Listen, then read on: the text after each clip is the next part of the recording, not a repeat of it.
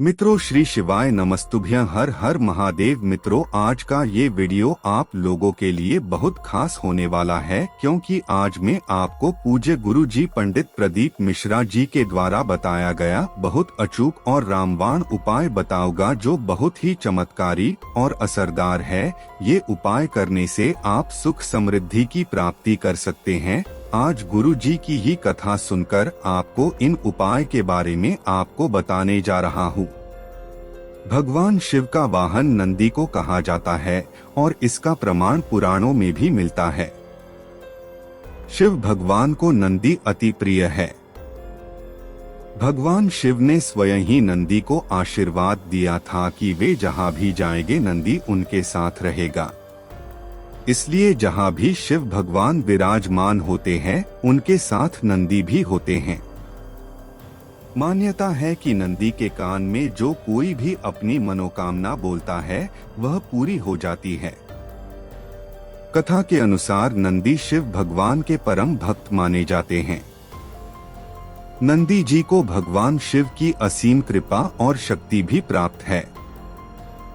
इसलिए भगवान शिव के आशीर्वाद के लिए नंदी जी को खुश करना जरूरी होता है। समुद्र मंथन के समय भगवान शिव ने संसार की रक्षा के लिए हलाहल विष को पिया था।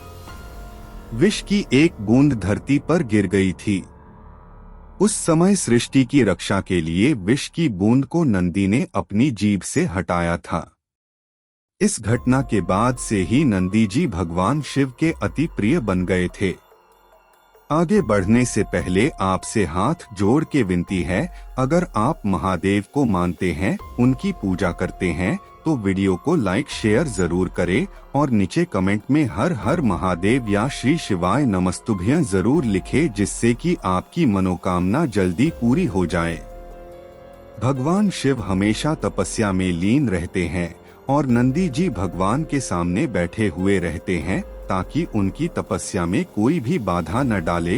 एक पौराणिक कथा के अनुसार यह भी माना जाता है, भगवान शिव ने ही कहा था कि कोई भी नंदी के कान में अपनी मनोकामना कहेगा तो वह पूर्ण होगी।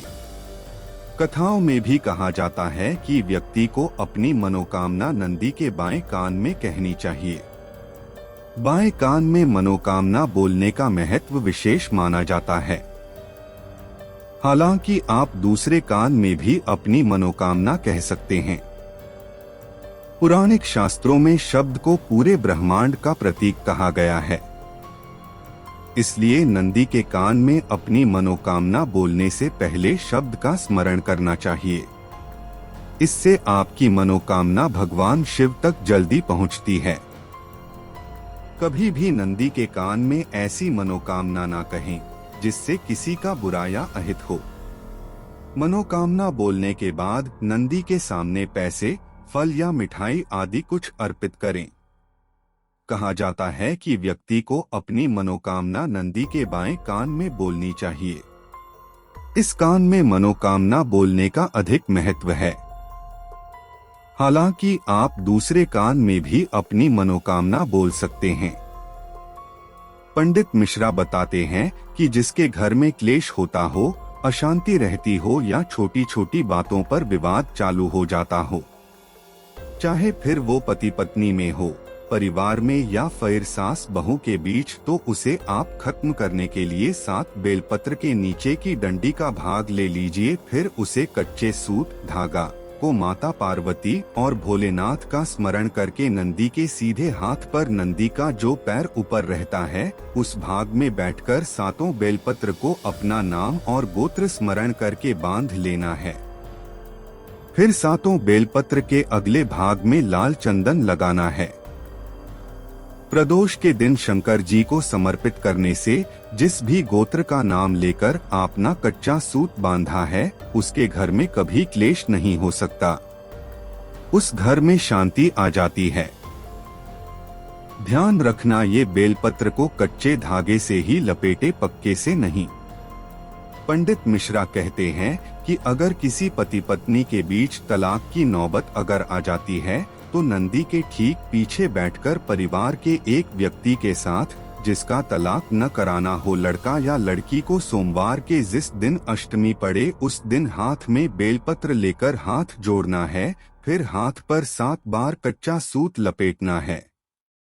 फिर सूत निकालना है बेलपत्री के साथ। इस बेलपत्र को अपने साथ रखना। इसके बाद हाथ से निकला हुआ सूत को पार्वती जी के हस्तकमल में डाल देना है और मां से प्रार्थना करना है। इसके बाद उसी बेलपत्र को शंकर भगवान के कटी भाग में चढ़ा देना है। ज्यादा से ज्यादा 3 से 4 महीने में वापस प्रेम बढ़ जाता है, दोनों फिर से एक हो जाते हैं। तलाक की बात तक समाप्त हो जाती है। तो मित्रों, अगर वीडियो अच्छा लगा होगा वीडियो को लाइक शेयर जरूर करें और नीचे कमेंट में हर हर महादेव या श्री शिवाय नमस्तुभ्यं जरूर लिखें, जिससे कि आपकी मनोकामना जल्दी पूरी हो जाए।